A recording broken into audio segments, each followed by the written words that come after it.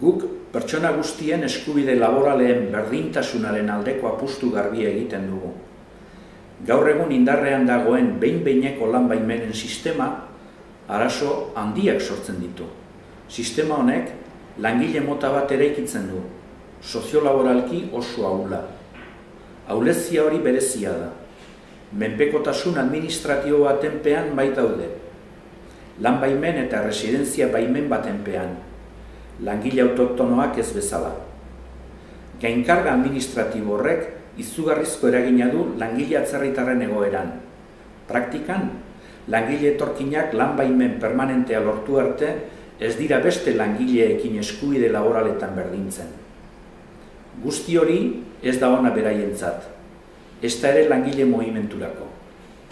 Langile talde bat bere atzerritartasunagatik diskriminatzeak ez die onurarik ekarriko beste langileei. Guztiontzat da kaltegarria.